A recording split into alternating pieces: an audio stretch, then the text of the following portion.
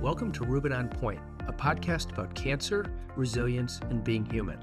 I'm Dr. Dan Rubin, and together we'll uncover the true power of resilience, the strength to recover, adapt, and thrive through life's toughest challenges. Each episode will bring bold ideas, transformative practices, and inspiring stories that redefine what health, healing, and what the human spirit can achieve. And you're going to meet some really cool people along the way. If you're ready to turn obstacles into opportunities and live with greater purpose and courage, you're in the right place. Let's get started. Your journey to resilience begins now. Welcome to Rubin On Point, the podcast about cancer, about resilience, and most of all about being human. We're talking today with Mr. Fuentes, a new and good friend and colleague, and somebody who's going to really help us dig deeply into what it means to be human, really on the mental emotional, because he is a mental performance coach. So welcome to our podcast. It's Thank been you. great to get to know you over the last several months, get to know the type of work that you do, to be able to refer to you, to be able to work alongside you. I'm excited to really dig in on this platform where we have no distractions. We're just going to talk about what you do and the depth with which you help people, because as far as I know, you are really a mental performance coach for people. You do deal with a lot of people in higher executive positions, performance athletes, professional athletes, and so happy that you're here. Thank you. Thank you so much. And thank you for the kind words. I really appreciate it. Yeah, absolutely. What does it mean to be a mental performance coach for you? Yeah. Well, it means the first getting right myself. That's how it all started. For me, it means walking the walk. And I never planned on doing this, but over 20 years ago, I was a mess and everything. Did you have a plan? No, I was in finance and just doing my thing, but living up programming based off of how I was programmed through my experiences as a child that we then just live in our lives. And for me, it was a lot of pain and struggle, a lot of battle in Growing up. yeah. And also in Ohio, in a small town called Liberty Center, great place to grow up. Okay. Was there a high school there? Yep. High school there. I graduated with 74. Oh, wow. Okay, this well. Yeah. Really great community. But still being a Latino kid and in a small town in Midwest Ohio had its challenges. And this was when? Was it 70s, 80s? Geez, now you're trying to make me think. I'm a kid of the 80s. Yeah, so it was 80s. Okay. Yeah. I was born in 74, so Yeah, so it was 80s. yeah. Okay. Yeah. So, but ultimately, I got to a point in my life at about 29 where I was just messed up in every container. And I didn't even know it. I thought I had it all. In Ohio. No, I was in Phoenix at the time. Okay. And then ultimately just went on this journey to just figure out what my brain was doing. Was it a deliberate journey, or were you just found yourself on the journey? Found myself on the journey, met with this amazing woman who just first talked to me about how I was showing up and not loving myself, not seeing myself. And I just kind of thought she was full of it because, of course, Who was this woman? Why was she able or allowed to tell you that? just because she had no filter. And Was she a counselor? Or was she a friend? she was neither. She was a coach of some kind, but she was really a spiritual teacher Okay. that I just happened upon through a friend experience. Okay. And as a result, he was also a teacher of Reiki and then other very natural things. And so this is a long time ago. This is early 2004, 2005-ish. Mm-hmm. And so I started just taking her Reiki class. And that is what opened the door for me to tap into a different frequency, energy, mindset. I didn't know it at the time. It's not like, oh, this is what I'm doing. I just trusted her because of how powerful she showed up in her life. You should feel her energy. But and yours jived with her. Yeah. Say, I mean, that's part of it, right? Yeah. Yeah.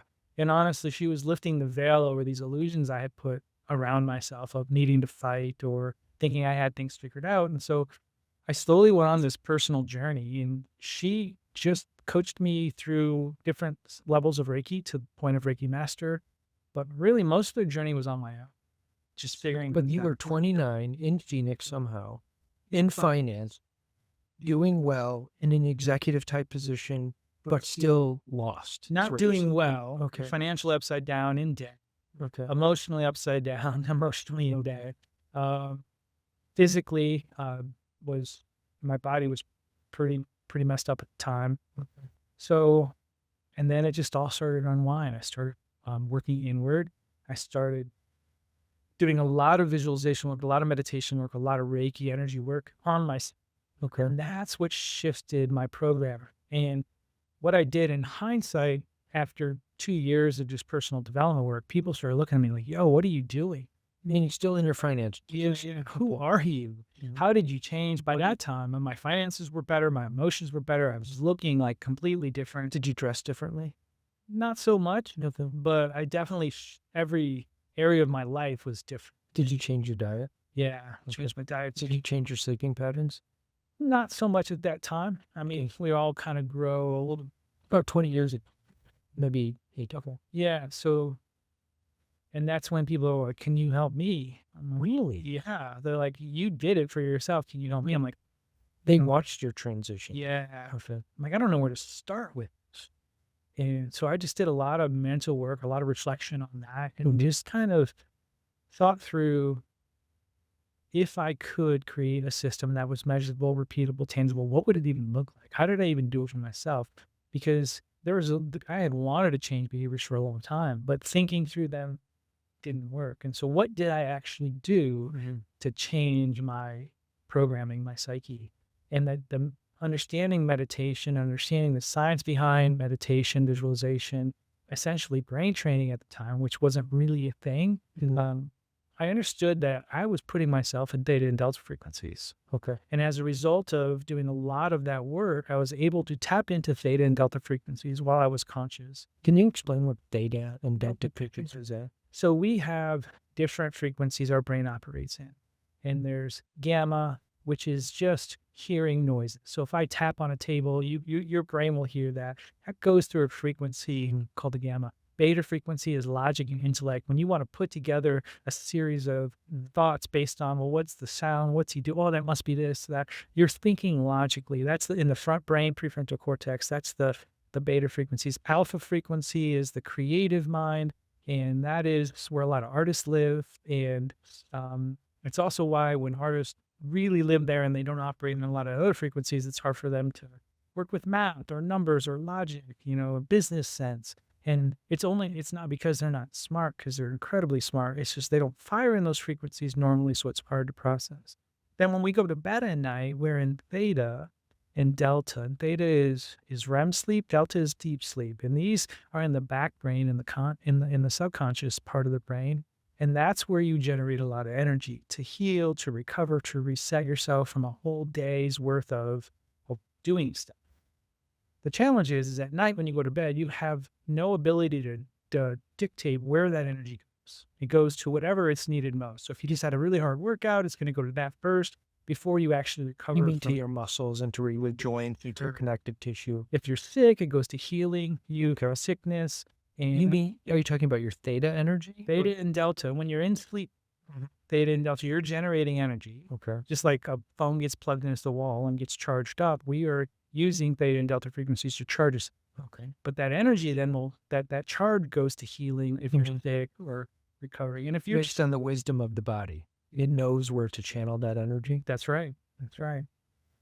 But what if we could tap into that frequency, both theta and delta, while we're conscious? And then we could direct that energy where we want it to. Are you talking about intentionally and purposefully? Correct. And so that was the system that I developed based off of the personal work I did. Was a system that allowed us to tap into theta and delta frequencies while we were conscious and direct the energy into rewiring the back brain, the neural net of the brain, so that you could take and change old patterns and create new patterns with this supercharged energy. Because the challenge with trying to talk to you intellectually or through the prefrontal cortex, i.e. gamma and beta frequencies, is I can say, hey, does that behavior work for you? And you're like, no, I don't want to have it. Okay, well then stop. Like what? Like an obsessive. I get obsessive compulsive. Retail therapy. Short to anger, whatever. And most people know what they don't want to fire in. Okay. But just because you intellectually understand it doesn't mean that you can actually change the back brain's mapping, the wiring of the neuron. Is everybody capable of this? Everyone is. It's a natural thing. In fact, the fact that you go to bed at night proves that you're capable of tapping into theta and delta frequency. You mean go to sleep? Go to sleep, and then it's just simple training to get yourself tapped into it during the day. And it takes putting your body into a state of a rhythmic breath, a state of opening up the flow or channel of the body so it can kind of let go. And those simulate two things that happen when you go to bed. And then the third one would be then working into alpha, which then puts you, it's like the gateway between the front brain and the back brain, alpha is. And if we can simulate a rhythmic breath, open flowing body, and start working in the alpha, and we tied them all together using this breath to anchor in thoughts, feelings, images, using the body to flow and breathe the images in, it will naturally put your brain into theta and delta frequencies. And if you can do that while you're conscious and then associate new programming in that state, that's what will change your.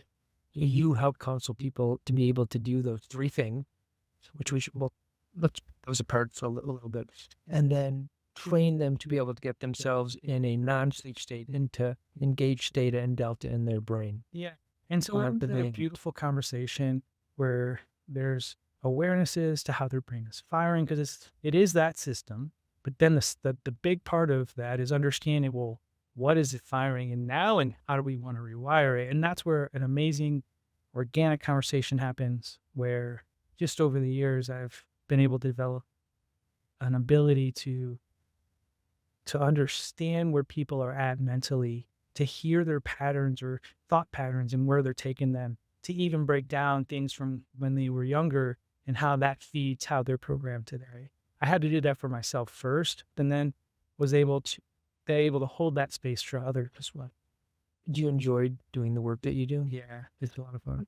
I'm assuming here that you're not getting a QEEG 19-point brain scan and looking at the brain map and then deciding what they need to do. You're doing it more clinically based, and you talk to your clients and get to understand their patterns, and probably takes a pretty trusting and deep sort of client practitioner relationship, I would think. Yeah.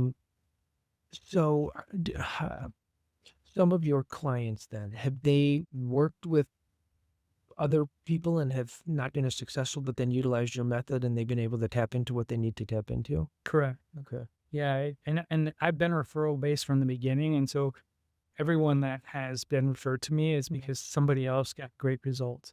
But the cool thing about this work is it's you're in the driver's seat of your own life. I tell people, like, part of this is me being a personal trainer for the brain, a personal trainer for the body. You come, they'll assess you. Yep. Okay. And you'll tell them what injuries, what challenges you have. Well, also you'll tell them what goals that you have. And so then they'll take all that into consideration, and then they'll write a workout for you. But if you don't do the workout, you're not getting any stronger. Yeah, I love that analogy. And it's the same way with the brain. We talk, we assess what's going on in your mind, how your thought patterns are affecting you. And then we put together a workout to counter and to rewire those things. But the real work starts every morning. You wake up and do the brain training, and there's guided audio. You give them it's a guided what? Guided audio, custom designed. Oh, you record something at the end of each session. Got it. At the end of each session, you record what they're going to work on until the next session? At the end of each session, we do a guided brain training, but it's recorded specifically. They do it real time and it's recorded. Got it. And they've experienced it with me. And then every morning they do it consistently until our next session. That sounds amazing. Yeah. And then you record another personalized one based on the movement that they made or the progress that they made. That's right. What are some of the things that are tougher for you to help people with? For instance, if there was ancestral issues in somebody's life, are there things that provide bigger challenges to you, or does it really depend on the person? The biggest challenge is when somebody isn't doing the work. But as far as who's come to me and what they've come to me for, it's anyone that is wanting to work on themselves. And sometimes the motivation is making more money. Sometimes, because I have high net worth clients as well, and those clients have everything, but yet aren't happy still. And so they don't have happiness. They're missing purpose. They're missing like their identity. And you wouldn't think, and we're talking even famous people who are very famous, both as actors and musicians and athletes, and they don't know who they are. And so those people will come to me for that. Sometimes they just come to me because they want to Well, do perform. actors get caught up in their roles, perhaps? Yeah, it's really interesting because a lot of times they have to play in all these different emotions. Yeah. And They have to force themselves to cry or to do something. yeah, and so a lot of times they'll use, just like musicians too, they'll use a lot of heavy emotion to create this very wide dynamic experience of acting, if you will, or even performing in music. And that's a lot of cycling pain and struggle in your life. And so it gets really hard to detach. Does the brain, in this context of an actor or an actress, does the brain know when they're acting and when they're not acting when it comes to emotions? The firing is the firing. So you can watch something. You don't even have to be an actor, but if you are, it's the same thing. What we watch, and we're watching something scary, our brain doesn't discern the difference between reality and what you're processing, and it'll release the same chemicals. Same with somebody who's acting, same with anyone who's feeling fear, doubt, or worry. Those chemicals are going through the body. And that's where, by the time they get to you, for whatever reasons and wherever they're at, they've had a ton of chemicals processing through their body, their physical body, because of the emotional body and how it's firing. That's disrupted organs, disrupted functions, created a unhealthy environment, an acidic environment that then, as you know, because of the work you do, that's what you're unwinding, is all those dysfunctions in the body. Well, when you're in an alpha state during the day, or in a gamma firing during the day when you hear something, the type of neurochemistry that we're looking at or that's ensuing in our body is more just trying to combat or normalize or provide us some protection or ability to biochemically and physiologically deal with whatever we're encountering during the day, right? But theta and delta are at night when we're restful, we're parasympathetic, we're getting in, our brain is in a much different state, obviously. Now, we could be deep dreaming in delta, right? And we could be having nightmares, which then but that's usually more rare. But what I'm saying is that the physiological and tangible and measurable representations of brain states are different based on what's going on during the day and what's going on at night in a regular, normal, everyday person. So to be able to, last part of this, so to be able to teach somebody to gain theta and delta sort of on demand or during the daytime or during a particularly challenging time is really interesting, because you really can change not only neurochemistry, but whole physiology as well. Is that true? Yeah. And in fact, to take it one step further, if you think of the brain like a computer, and the front brain is like the short-term memory or the RAM. And essentially, when we are trying to do life, the front brain was never meant to process it and store everything.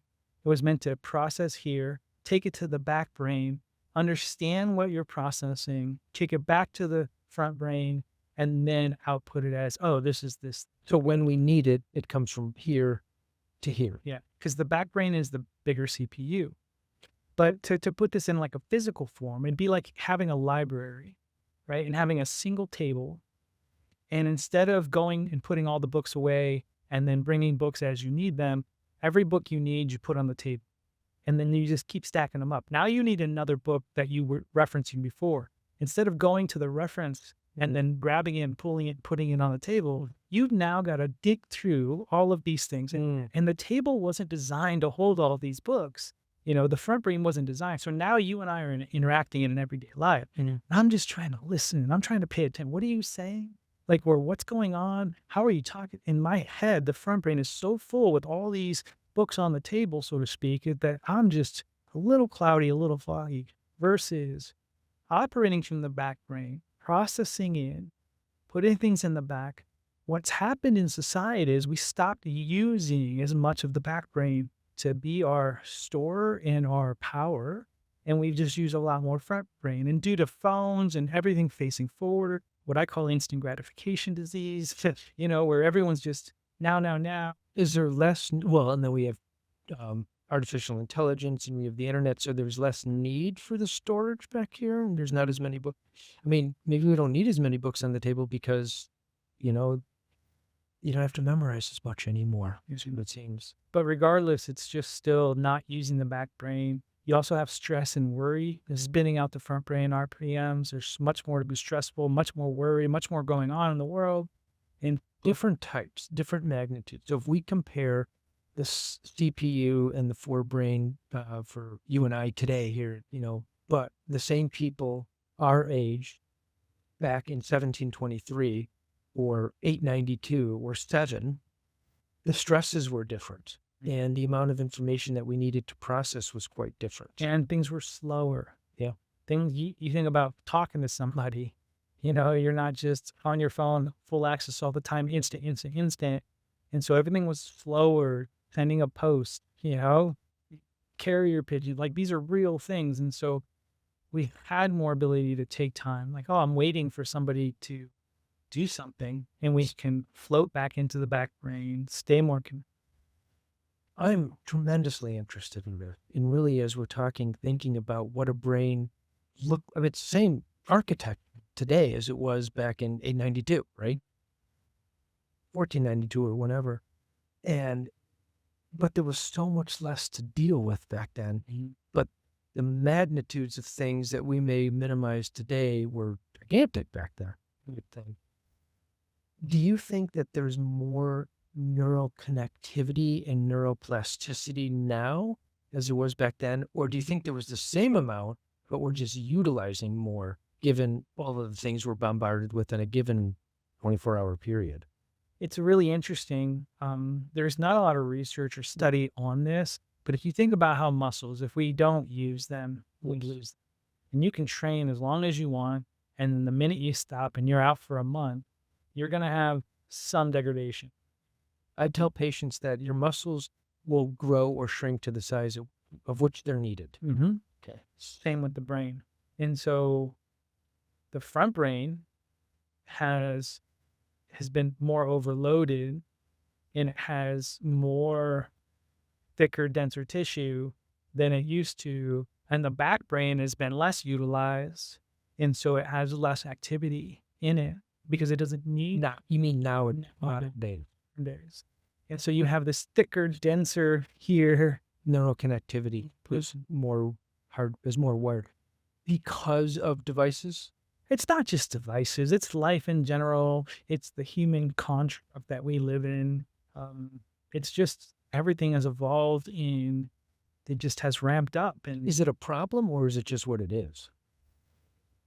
Do you think we're headed to, I don't know where we're headed. I don't know what AI is or chips, what the future holds neurologically, but I guess I should ask it, do you see problems ahead?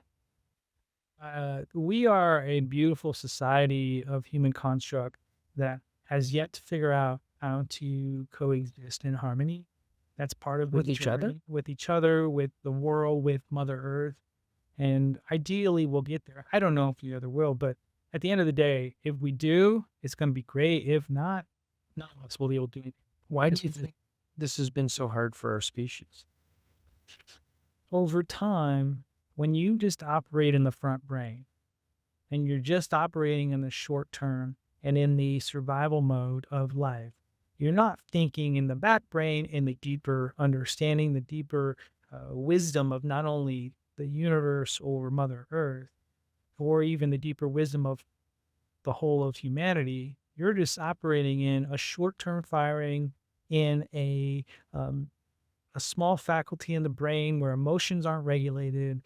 Greater vision it's not designed. The front brain's not designed for that. And so we just keep getting pushed from the brain, which means less deeper thinking, less greater wisdom, less full vision of understanding. And so that's one of the biggest things my clients get back is not only that greater understanding, that greater vision for their lives, for themselves, a greater purpose, human interconnectedness, everything. And they make more money. They do greater things. They go to the next level in life.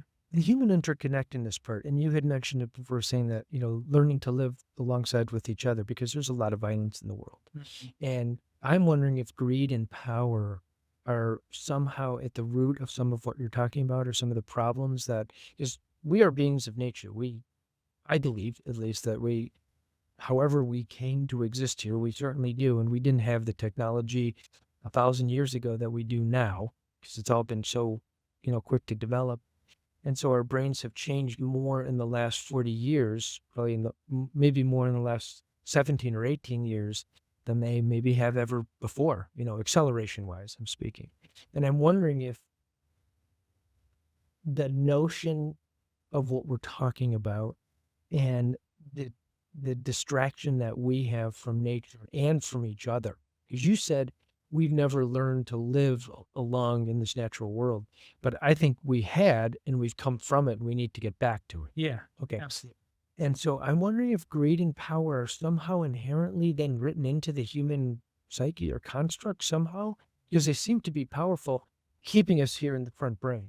Yeah, Is that accurate? Yeah, but the root of greed and power is just survival. So they're just how survival shows up. Okay. And humans today is in these versions of greed, power, even violence. It's all about survival of us individually, and not as a collective whole, but just me in survival and whatever I need to do to survive. And if it's against you, it's against you. But there seems to be magnitudes of survival, because you can survive, but it depends how they want to live. Yeah.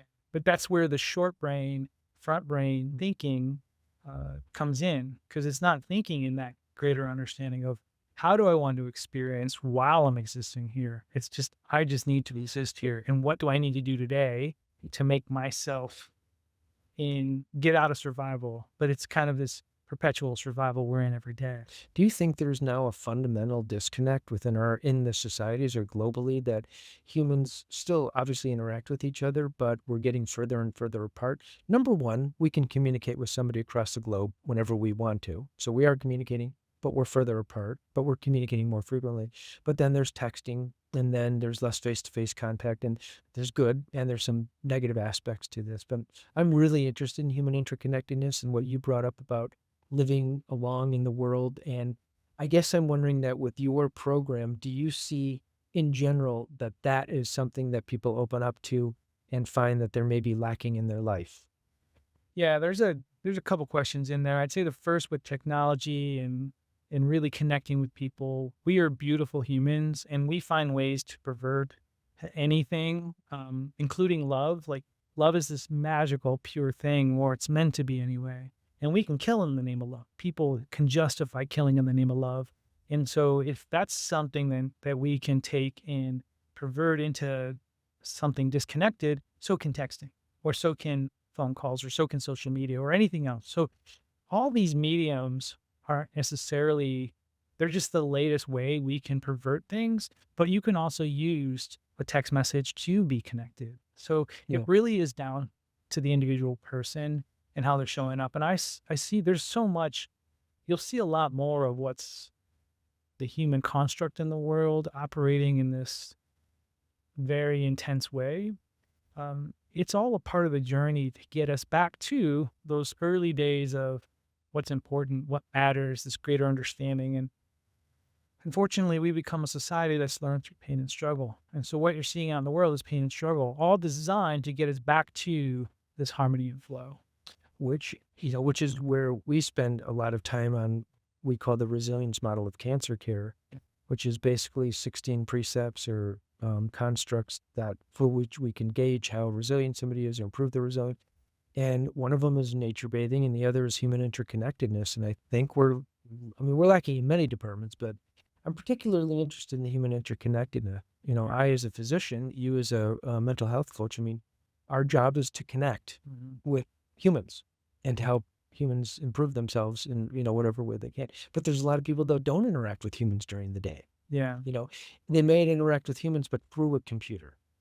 Yeah. And really that's, if they can interact with other humans, that's great. But you probably see this as well as I do. Are they even interacting healthy with themselves? Mm-hmm. And that's step one.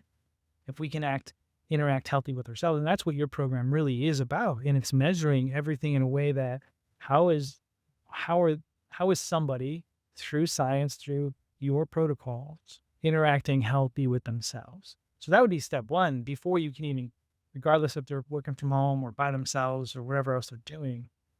It's about how we interact with ourselves in a healthy way, both in mind, body, and spirit. And your program does a great job. Thank you. Of really breaking it down. Thank you. So thinking back in generalizations, are there, and so especially for the people that are listening to this and wondering, okay, well, what are those things that create negativity with my self interaction?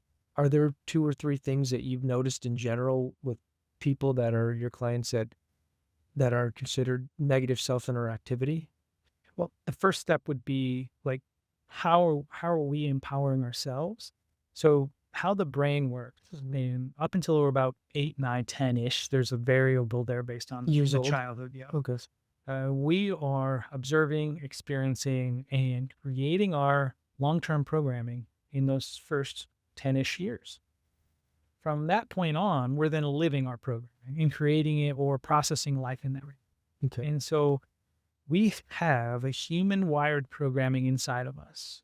On top of this internal programming, we have an external, like what the world is doing, what the collective human consciousness is. And that's like teachers teaching you 1 + 1 = 2, or the color red. That is the collective human consciousness that has decided these things to be so, and they project it to us, and then we take it and add it to our programming.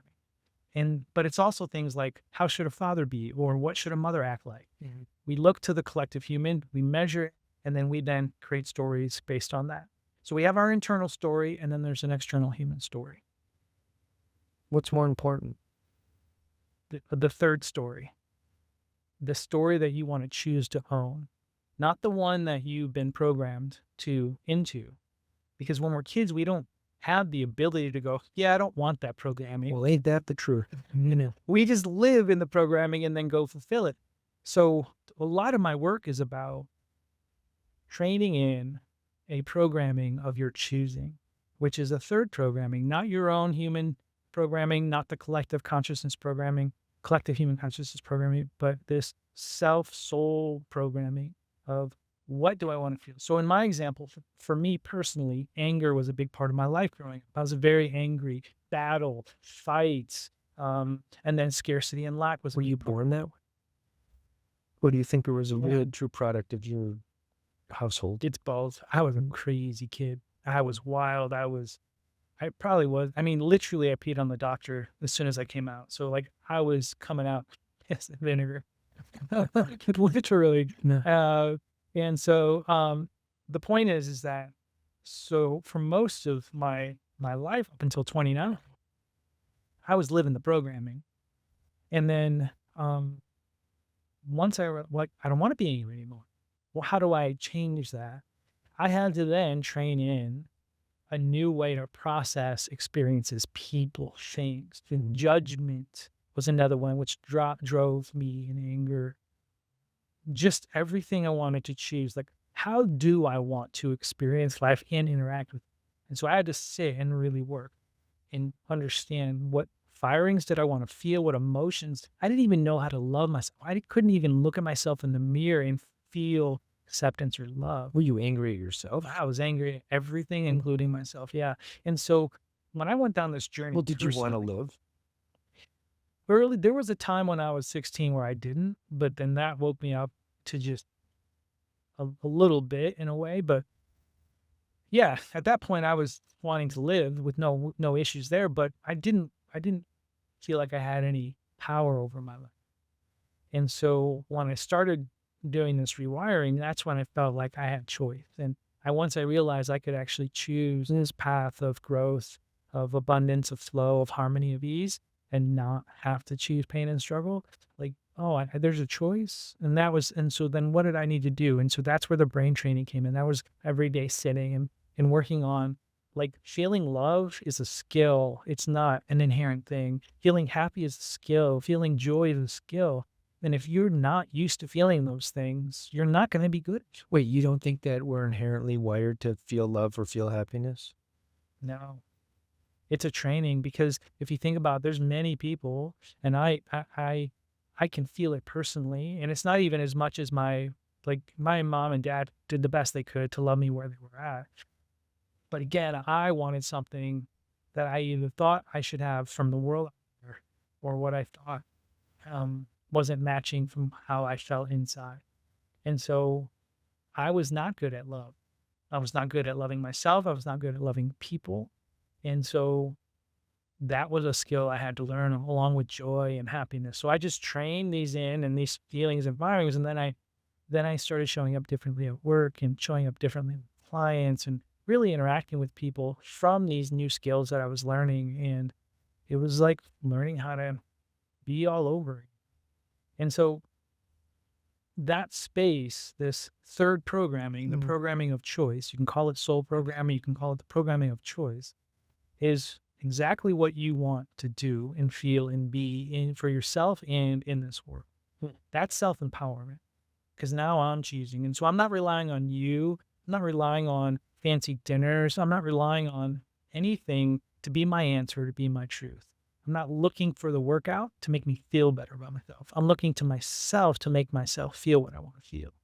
And so this is a critical part of this journey for all of us. So the step one would be learning how to experience what you want to experience by self-choice, not by what's feeding you. And that's where the empowerment starts.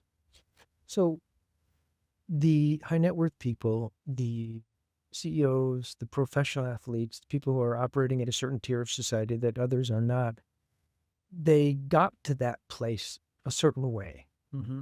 Are there certain commonalities that you see amongst those that are operating at those high levels that you don't see with some of your other clients? Or maybe they present certain challenges? Yeah, there's just an intensity that these elite people will have. It doesn't mean it's healthy. Sometimes they're doing things in ways that aren't healthy. Even some of the greatest athletes that I've worked with, they don't necessarily see themselves. They'll use negative fuel, like fear-doubt, worry, to motivate themselves. And then once they don't stop doing well, or being as, because it's like a lot of natural plus a lot of confidence based off of condition. Oh, I did well. I pitched well. I competed well. I did whatever well. Now, but the minute they stop doing well, their confidence is broken and they really struggle. So it's because they have just run off of intensity, typically negative fuel. Like, I got to make more money. I got to push harder. And they're working 80 hours a week. They might be, a millionaire or a multimillionaire, or in some cases, $100 millionaire, but they aren't doing it in a healthy, balanced, or happy way. But the commonality, intensity, no question. Do you think that intensity is a wiring of how they were born, or was it more what they were born into? I would guess that it was how they were born, but I don't know. Not necessarily. I mean, there's so many different people and different stories and different ways they've got there. Some of them through pure survival, some of them through good coaching from families, some of them through just not feeling like they're enough. And so they're constantly pushing. That's a big one. That's a common one. That's typically how it is.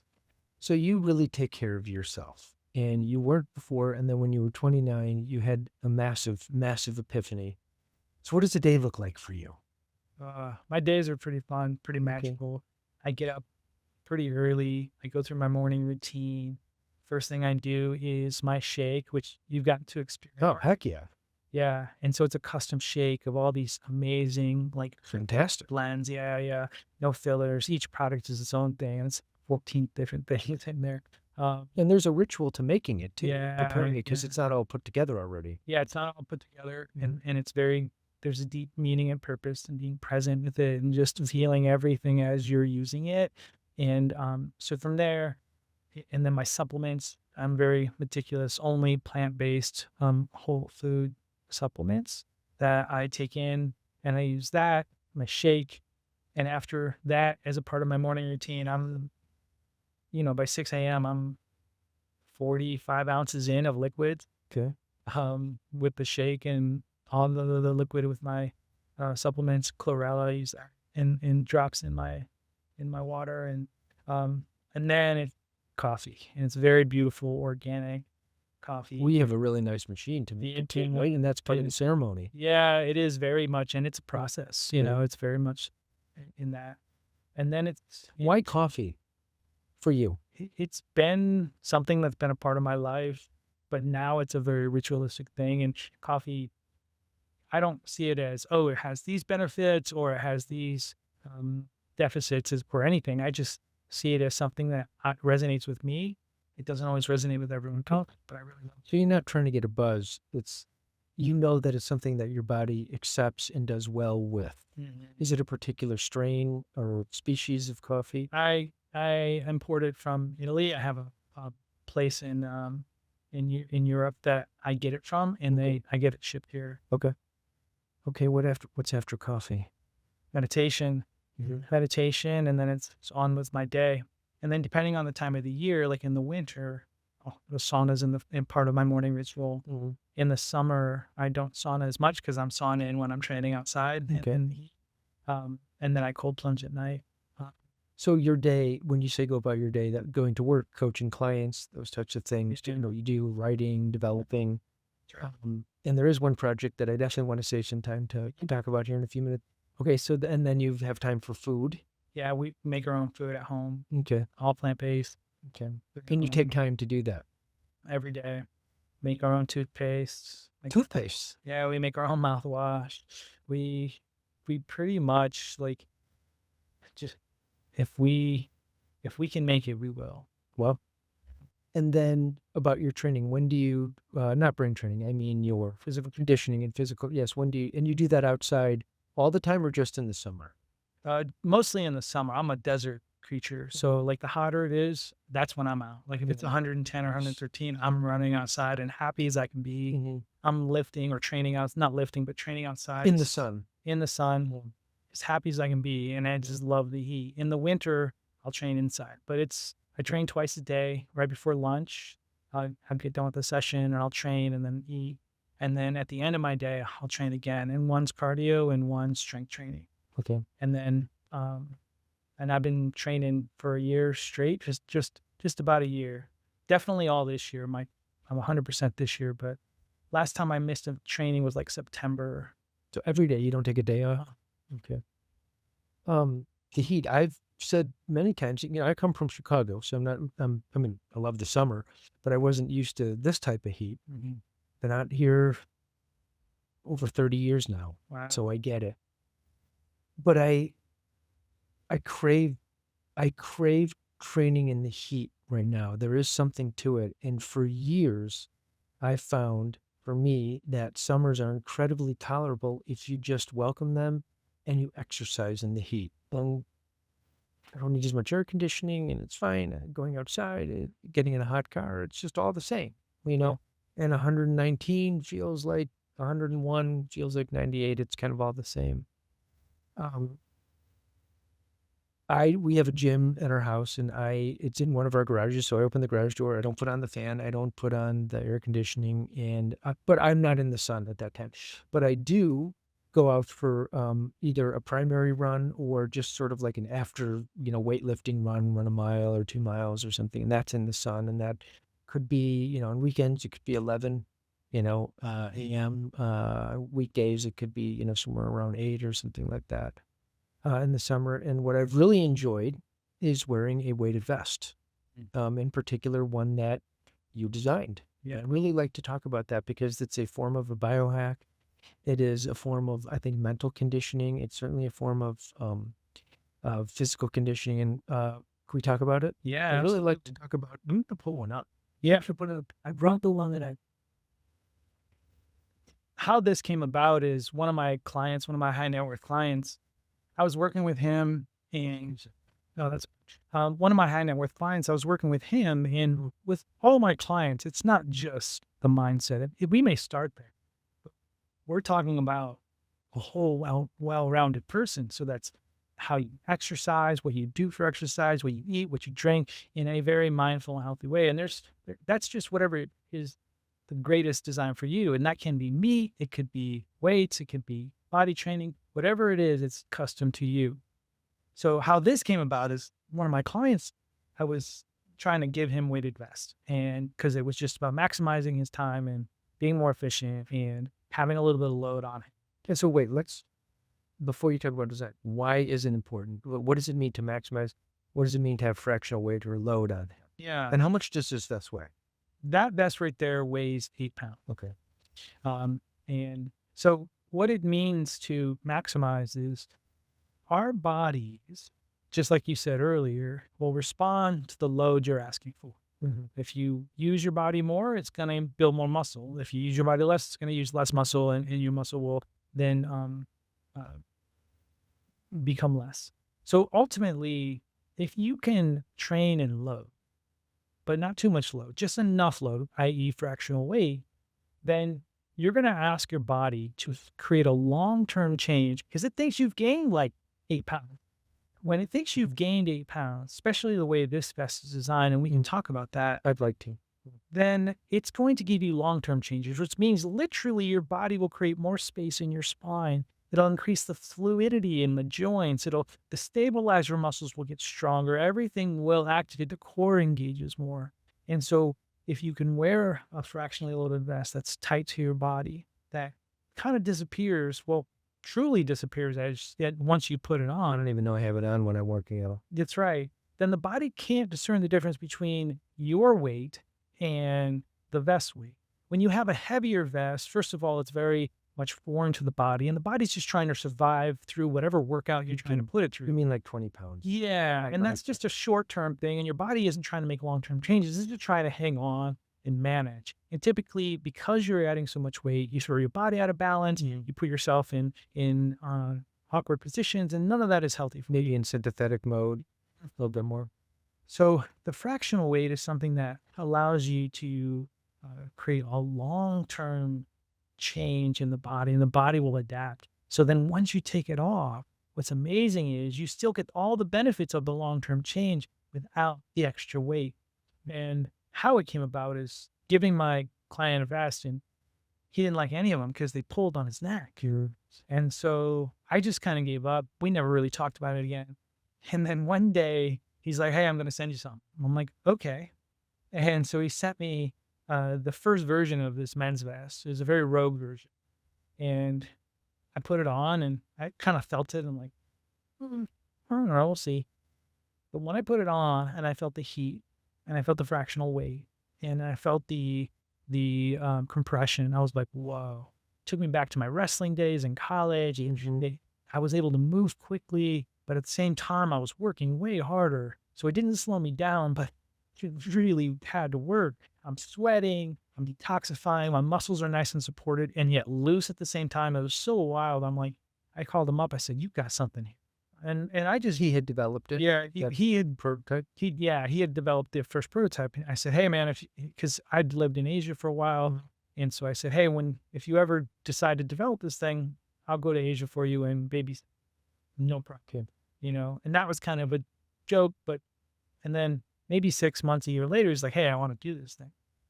And so he's like, "But I want you to be more involved." So I thought about it, and then I said, "Well, let me play with it." And so I took his original design, and then I took it somewhere here local in Arizona, beautiful place in Mesa, and just designed what you were wearing. Okay. And this is an important thing because of how it's cut. It's important because every movement, the vest is designed to fit within this in such a beautiful way. So when you move the shoulders, you have the perfect bend. Your body doesn't feel like it's fighting it anywhere. All the cuts are designed so that when you move, the vest moves with you. And that's why it disappears. The actual material itself, the neoprene, has this air in it. So it has holes. So it allows you to breathe a little bit more in all the right parts.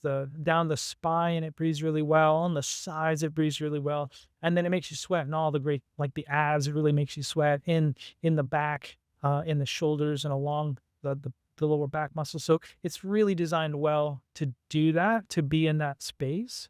And so it's been really it's been a really fun thing. And so all I did is get really quiet when I designed that and just really think like how being an ex-athlete, how would I want this vest to feel? What do I want it to look like? What materials are important?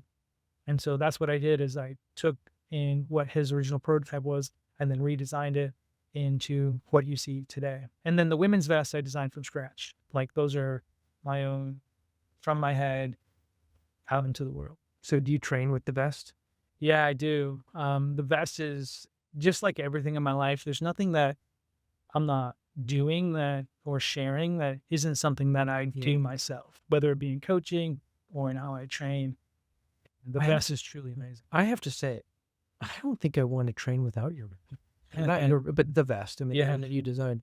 I have told so many of my friends, so many of my colleagues. I mean, we have an affiliation with your company now. We're affiliates because it really has made a difference. And I'm so happy to be introducing it to our patients because they need exactly what you were talking about, just with their spine and the health and the core. And it is brain training. And now running with it was not something that I thought I would ever do, but now craving the heat. And you and I had talked about how there's a sustenance of heat, even because of the compression and because of the material, that even after your workout, if you keep it zipped up and on for a little bit, you still retain some of that heat. Why is that heat so important?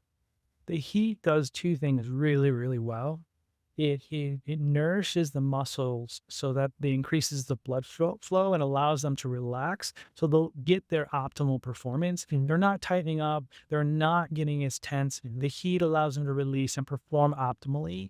And then the second thing, not only with the blood flow, because when you get warmer, the heart has to pump more to help cool you down. And it's like a radiator in a car in the in the antifreeze. The blood is like that. And so when you start heating up, the heart will pump more and it tries to flush and cool things down. And it's also then detoxifying. And your lymph nodes will help release. You have so much more that you will let go of in this process. And so there's detoxification and optimal performance of the muscles because you're putting them in the best environment for performance. Yeah. And I was thinking too, a lot of my patients or our patients here, they don't like to exercise or they don't love to exercise. It's just not what they like to do. Or some of them are like, I really do. I just don't have the time. So I say, I'll tell you what. My rule is and has been that we're counting exercise as if you've sweated for 20 minutes. And I'm like, I don't care if it's 2 drops on your brow. At least you've changed your oxygen dynamics, you changed your biochemistry because you've changed the heat in your body and your body's now releasing it. So if you've had a drop of sweat that you've produced and you're sweating for 20 minutes, I'm going to count as exercise. Really easy to do outside in Phoenix right nowadays, a little more difficult in the winter. But adding fractional weight in the compression and the heat component is going to allow people to get to that sweat faster and sustain it a little longer, or at least get there faster so they don't have to put as much time in. So, and be benefiting from the fractional weight on top of that. Yeah. And I have 2 stories about this where it's the health benefits that are passive health benefits. Okay. I was remodeling my bathroom and I was pulling some stuff out and I don't know, I just tweaked my back a little bit and I'm like, oh, that didn't feel good. And so what did I do? I just put the weighted vest on. Not only did it loosen everything up, but it helped stabilize my core. And I just wore the vest for like 2 days straight and my back was and during the time, it wasn't, you know how like when you kind of tweak it and you're getting stiff and you get heck yeah. I do. I just keep my vest on and everything stays good. That's good my advice. muscles stayed warm. And so I didn't have to get out, to like move slow or anything like because of the vest itself and just wearing it. It was huge. And when you wear it for a long period of time, you really feel it. The second example was when I first started cold plunging, I cold plunge at about 56 degrees. I'm not one of those 39-degree guys. I need 56. Yeah. Once you're below 60, you get all the benefits. But 56 is a really optimal. And I'm in for... I did a 56 yesterday. Yeah, 10 to 13 minutes. And well, my knees really started hurting. Everything else, it was super beneficial, but except my knees. And so I stopped cold plunging, but my knees were still really aching. And I'm like, I'm going to put my vest on because I know my vest will ask for more fluidity and more fluid in the body, creating space in the knees. And so if I put the vest on, I wore it for a day, done. Knees were back to normal. Well, that is something that I'd noticed. I've been, since I would say since before high school. So maybe, I mean, I've been running basically all my life, right? Maybe since 7th or 8th grade, and have done long distance races, but I'd consider myself a trail runner. And so I love pounding uphill and I love pounding downhill. And my knees have been a real problem my entire life, basically. I've had chondromalacia patellae, I've had Osgood-Schlatter's disease, I've had one arthroscopic surgery. I probably need another, but my mindset was, yeah, my body will take care of it. And it really has, and was able to run really long distances on the trail even after knee surgery. I was, and part of the reason I hadn't been running as much the last couple of years is because of my knees. As I gained a little bit of weight and had gotten older and things caught up with me, and so I started biking more. What I have found is I went back to ultra. You and I shared that zero drop experience that you and I like. You have the Olympus, right? And I'm in the Timp 5. So I'm so happy to be back in a zero drop. And Olivia, I know you're in an ultra too. You got to give props to Olivia over there. Yeah, This all together. he's awesome. But putting on the vest, I have told my family, like, it slowed me down, improved my form, and now I'm speeding up, so I have 8 more pounds on me, but it's changed the way that my foot hits the ground. And with the zero drop, my knees are going through changes. I know. And fluidity is one thing, but I don't have the same knee pain that I had. I don't have the pain. So it is really interesting. I'm glad you brought that up. Yeah. And when I say wear the vest all day, I mean 10 hours. So I've got this one out. That's the executive. We've called it the boardroom vest. That was also, I designed that from scratch as well. What is this weigh? 6? That's 6 pounds. And it's meant to be stylish. It's meant to just wear every day in your casual life. It's a really beautiful, it really corrects your posture. The autonomic response that the body has to it will engage your core in fractional, but in the best way fractional, where it's not fatiguing you, but it's creating a better posture, better strength. And then for many people, I can't tell you how many people, as soon as they put it on, they feel like it's a weighted blanket, and it helps calm them from anxiety or stress. We've had this here for a couple weeks now, and our staff has tried it on, and they're like, ooh, this does feel cozy, and there is a calming effect. I didn't really think about it, but now that I think about it, it's like, I do feel cozy. Yeah. Comfortable. Yeah, the owner of the company, Brad, he challenged me to make this and the women's vest that I made, and he's like, this is what I want. And yeah, my wife Debbie wears the Aion women's vest. I mean, not only is it like incredibly cool, like the whole design is so awesome. It looks great. It feels good. She wears it around the house. I mean, amazing job.